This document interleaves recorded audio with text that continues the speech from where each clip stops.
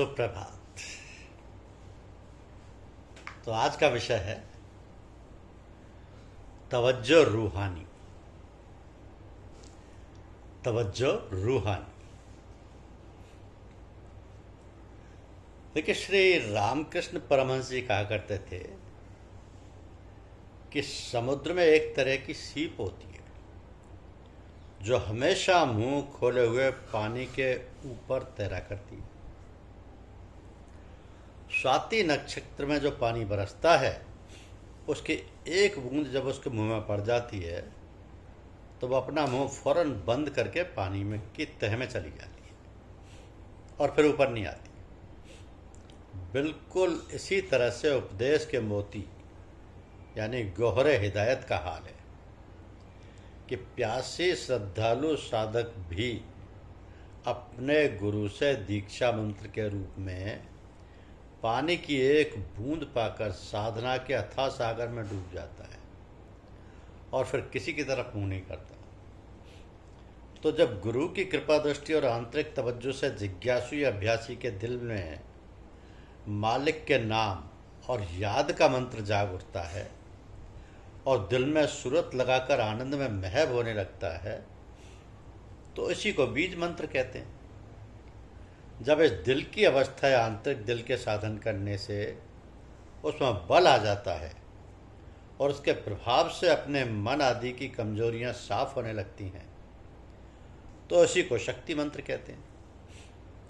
जब यही अभ्यास इतना परिपक्व हो जाता है कि उस पर अपना अख्तियार और काबू हो जाता है तो इसी को मंत्र का कीलक कहते हैं। तो इस दिल के रास्ते में दो तरीके के प्रकाशों से संबंध रहता है। पहला गुण सहित प्रकाश जिसको बोलते हैं तजल्लिये सिफाती। तजल्लिये सिफाती। दूसरा है सत्य प्रकाश यानी तजल्लिये जाति। तो गुण सहित प्रकाश से गुण कर्म आदि में आत्मिक शुद्धि यानी पाकीज़गी आती है और सत्य प्रकाश से अहंकार और आपा शुद्ध होता है। अक्सर अभ्यास में ऐसा होता है कि तरह तरह के रंग दिखाई पड़ा करते हैं। किसी को लाल दिखाई पड़ता है, किसी को सफ़ेद, किसी को नीला या किसी को काला या हरा आदि, या कभी सूर्य चंद्र या चांद तारे दिखाई देते हैं। ये सब गुण सहित प्रकाश के अंग हैं। सत्य प्रकाश से दिल के अंदर अपनी तरफ से कर्म और गुण बस समझबूझ सब कुछ उसी के आधार पर छोड़ देते हैं। यानी मतलब यह है कि इस मार्ग में दो राहें मिलती हैं, इति मार्ग जिसको बोलते हैं असुबात और नेत्री मार्ग यानी कि नफी। तो इति मार्ग का संबंध सत्य प्रकाश से है और नेति मार्ग का संबंध गुण रहित प्रकाश से है। आंतरिक अभ्यास की अवस्था में जहाँ तक तरह तरह की सूरतें व प्रकाश या रंग मेजियाँ आदि दिखाई देती हैं और उनमें मन भी जाता है, ये सब गुण सहित प्रकाश से संबंध रखती हैं। यानी मन का संग गुण सहित प्रकाश से होता है। अतः ऐसे प्रकाश और रंगमेजियों और चमत्कारों आदि के आनंदों में जो कभी नहीं लगाना चाहिए, बल्कि जो कुछ भी दिल के ध्यान के मार्ग में आते जाएं उनको छोड़ते यानी नफी करते जाना चाहिए, यानी उनकी बिल्कुल परवाह न करना चाहिए। क्योंकि गुण सहित प्रकाश में यह सब और उससे भी अधिक कश्फ व करामात, चाटक नाटक, सिद्धियाँ आदि सबकी सब वगैरह के सैरगाह के दृश्य, सबके सब सैरगाह के दृश्य हैं, ध्येयप्रद नहीं है। प्रेमी भक्त अपने ध्येय को पाने के लिए इन सब बातों से गुजरता हुआ और इनसे उदासीन यानी लापरवाह रहता हुआ दिल लगाए हुए इष्ट पद की याद की धुन में सीधा चला जाता है और अपने रास्ते को पकड़े रहता है। यह सत्य प्रकाश का मार्ग है। तो इस मार्ग में जो कुछ उसकी मोहब्बत, याद, लगन और लीनता और निष्ठा बढ़ती जाती है उसी को इति मार्ग यानी असबात कहते हैं। इस सिद्धांत का तरीका इति मार्ग है, असबात है, जिसमें सूरज शब्द द्वारा दिल से सत्य प्रकाश के कदम पकड़कर चढ़ाई की कोशिश करते हैं। यानी शुरू से दिल लगने लगाने का यह अभ्यास किया जाता है कि यदि सूरत, जो कि तवज्जो कहा जाता है, दिल के आत्मिक आवाज़ के साथ केवल उसी की याद में अपना ज्ञान, ध्यान आदि सब कुछ लुप्त कर देती है, केवल आत्मिक सत्ता का भान रह जाता है और इसी अवस्था में सत्य प्रकाश के कदम पकड़ लिए जाते हैं। तो सत्य प्रकाश की तारीफ यही है कि जहाँ पर यह उदय होता है वहाँ पर कोई दूसरी चीज़ इसके सामने नहीं रह सकती, सिर्फ इसी का बोलबाला रहता है और दूसरी चीज़ें सब इसमें अपना आपा और वजूद लुप्त कर देती हैं और इसी का आधार बाकी रह जाता है। तो इस दिल के महब होने के अभ्यास के साथ सत्य प्रकाश के संग संग गुण सहित प्रकाश भी पैदा होता रहता है। अब सत्य प्रकाश का रास्ता दिल लिए हुए आगे बढ़ता रहता है, जिसमें सिवाय मालिक की सच्ची याद के व धुन और लगन के और कोई उद्देश्य सामने नहीं रहता। बैकुंठ, नरक आदि की कोई परवाह नहीं होती है। मालिक प्रेम में सदा मुग्ध और लीन रहता है, तो गुण सहित प्रकाश में उसका दिल बिल्कुल नहीं आ जाता। लेकिन शारीरिक और मानसिक कर्मों और गुणों में उसके प्रभाव से शुद्धता और पाकीज़गी आती जाती है तथा त्याग व वैराग्य के गुण अपने आप आता जाता है। अभ्यासी इससे यही लाभ उठाता है, जिससे अभ्यास में आगे बढ़ने के लिए काफ़ी बल और समय मिल जाता है। हालांकि वह अंदर से इस गुण सहित प्रकाश के खेलों से विरक्त रहता है। एक मर्तबा का जिक्र है कि महात्मा रामचंद्र जी महाराज से एक सेवक ने अर्ज किया कि अक्सर अभ्यास में ऐसा मालूम होता है कि सूरज की सी रोशनी पैदा हुई, कभी चांद निकला और कभी उसकी रोशनी मालूम हुई, कभी बिजली चमकती हुई या सितारे चमकते हुए आदि। आपने फरमाया कि ये सब हमारे ध्येय की चीज़ें नहीं हैं। जिसको हम चाहते हैं वो इन सब में नहीं है। इन सब चरित्रों और दृश्यों के अनुभव में जब हमारी तवज्जो पड़ जाती है तो वो सीधी धार या कोशिश को छोड़कर जो सीधी ईष्ट पथ तक खींच ले जाने वाली होती है, मौजों में पड़कर फैल जाती है।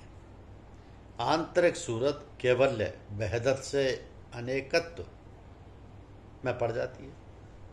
इसलिए शुरू से मालिक का पूर्ण ईष्ट कायम करके सत्य नाम ही को लेकर उसी में दिल जगाकर सीधे इसी लगन में चले जाएं। जब होश में आ जाएं तो उसी सत्य नाम के सारे से मालिक की याद में दिल की ध्वनि का अभ्यास शुरू कर दें और चाहे जितनी मस्ती, महबियत, बेखुदी, समाधि में आ जाएं, जब भी होश में आए इसी अभ्यास में दिल को गढ़ाते और घुसाते चले जाएं, यहाँ तक कि यह अभ्यास उस महबियत की अवस्था तक में खिंचा चला जाए और होश में आने पर ध्यान में देखे हुए दृश्य आदि में तवज्जो बिल्कुल ना लगाई जाए। जिसका नाम पकड़ा है उसी की याद बाकी रहे। तो मतलब ये है कि जब सूरत दिल की आवाज़ या कशिश के द्वारा सत्यधार को पकड़ लेती है तो इस बाहरी पसारे में खिंचकर और महव होकर दिल की दूसरी तरफ पहुंच जाती है और दूसरी तरफ पहुंचकर वह बंधी हुई सूरत वहाँ के आनंद मंडल में फिर फैल जाती है। तो यहाँ के दृश्यों और आनंददायक अनुभवों और बातों में रमने लगती है। लेकिन अगर सतगुरु का सहारा लिए रहता है और अपने अभ्यास में मजबूत होता है तो सतगुरु की तवज्जो की मदद से अभ्यासी की आंतरिक सूरत वहाँ भी खिंचते हुई फिर आधार में सिमटती रहती है। इसी तरह से अभ्यासी सत्यपथ की ओर बड़ी खामोशी और दृढ़ता के साथ ऐसी बहुत सी महबूबियत की मंजिलों में खिंचता सिमटता हुआ लक्ष्य की ओर चला जाता है, जो इस अभ्यास की मुख्य मंशा है। तो श्रीमान महात्मा जी ने समझा कर फिर यह तरीका बतलाया कि जब मालिक की याद दिल में समा जाए और मालिक के प्रेम और जज्बे का मुख्य बल इतना बढ़ जाए कि दिल में सिवाय उसके कुछ बाकी ना रह जाए और यह भी अनुभव होने लगे कि दिल फैलता हुआ तमाम शरीर और रोम रोम वही शक्ति पहुंचा रहा है, तो इसके बाद अभ्यासी को गुरु की शरण में रहकर उसी जज्बे और सूरत शब्द की स्थिति आज्ञा चक्र में यानी मस्तिष्क में करना चाहिए जो दिल के मुकाम से हासिल की थी। ताकि सहरगांव से बचकर ध्रुवपद की चढ़ाई का रास्ता साफ हो जाए। तो आपने साहब ने यह भी फरमाया कि जब गुरु की तवज्जो और अपनी तवज्जो से दिल का शब्द जाग जाता है और जी खूब लगने व महव होने लगता है, तो सूरत अंतर में कभी कभी खुद ब खुद ऊपर उठती है और मस्तिष्क में जगती और जमती मालूम होने लगती है। ऐसे समय पर अभ्यासी मस्तिष्क में भी उसी तरह से सूरत शब्द का ध्यान कर सकता है जिस तरह दिल पर किया करता है। अगर कभी कभी मस्तिष्क में भौहों के बीच में या उससे भी ऊपर धड़कन या फड़कन मालूम हो, तो उसमें दिल को सत्यनाम की टंकोर के साथ पिरो देने की कोशिश करनी चाहिए। अक्सर ऐसा होता है कि इन जगहों पर धड़कन फड़कन या कोई जाहिरा हरकत नहीं मालूम हुआ करती, लेकिन इसका वहम सा हुआ करता है। लिहाजा इस वहम को दबी हुई हरकत समझकर उसी धुन के साथ अभ्यास करना चाहिए जैसा कि दिल के साथ अभ्यास किया था। तो अगर सूरत भौं के बीच में जागृत होगी और उसका अभ्यास होगा तो सूरज की रोशनी और बिजली की चमक सी रोशनी दिखाई देती है, और अगर उससे ऊंचे हटकर अभ्यास होता है तो तरह तरह की आवाज़ें सुनाई पड़ती हैं, और यदि उससे भी ऊंचे पर सूरत की चढ़ाई होती है तो बेरंगी बेकैफी के साथ साथ एक खास तरह की कोशिश होती है जिसमें अपने आप खिंचाव होता हुआ मालूम हुआ करता है। ना प्रकाश के संग, ना आवाज़ों के संग, ना आनंद के संग, ना अक्सर किसी अभ्यास के संग, वह कोशिश अपने आप ऊपर को होती हुई मालूम होती है। अर्थात मस्तिष्क में सबसे ऊपर के स्थान पर सूरत की चढ़ाई एक ऐसी अवस्था है जो खुद ब खुद हर हालत में आती रहती है। इसको बिना अवस्था वाली हालत भी कह सकते हैं, क्योंकि खाते पीते सोते जगते चलते फिरते किसी समय कभी भी आ जाती है। यहाँ आनंद भी गायब रहता है। किसी मुकाम पर ध्यान जमाने से यहाँ तक कि महवियत और समाधि में भी यह अवस्था लाने से नहीं आती, और जब आती है तो न मालूम कैसी हालत होती है जो बयान नहीं की जा सकती। तो जब यह हालत पैदा हो जाए तो हर काम को छोड़कर इसमें लीन हो जाना चाहिए, ना मालूम कभी अवस्था आ जाए। इसके लिए हरदम सचेत और तैयार रहना चाहिए। तो इस अवस्था का वर्णन नहीं हो सकता, ना कहकर समझाई जा सकती है। जब यह स्थान खुल जाता है तो नीचे के सारे मुकाम छूट जाते हैं। फिर चाहे सब मुकामों का एक साथ अभ्यास हो, चाहे मस्तिष्क के 1 या 2 या 3 स्थानों का एक साथ अभ्यास हो, हर हालत में ध्यान उसी तरफ रहना चाहिए और यह कोशिश करनी चाहिए कि सूरत का जैसा अभ्यास दिल पर किया था, इसी प्रकार यह अवस्था भी मस्तिष्क से दिल तक भर जाए तथा रक्त और प्राणों के साथ रोम रोम और सारे शरीर में भर जाए।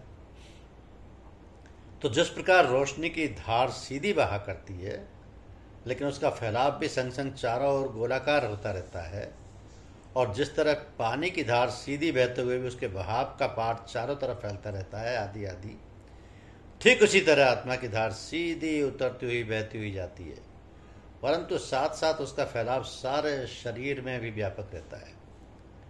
तो बहाव के पाठ के संग संग उसमें एक खास धार भी बीच बीच में सीधी लगातार जारी रहती है और फिर अपने ही दहाने पर चढ़ जाती है।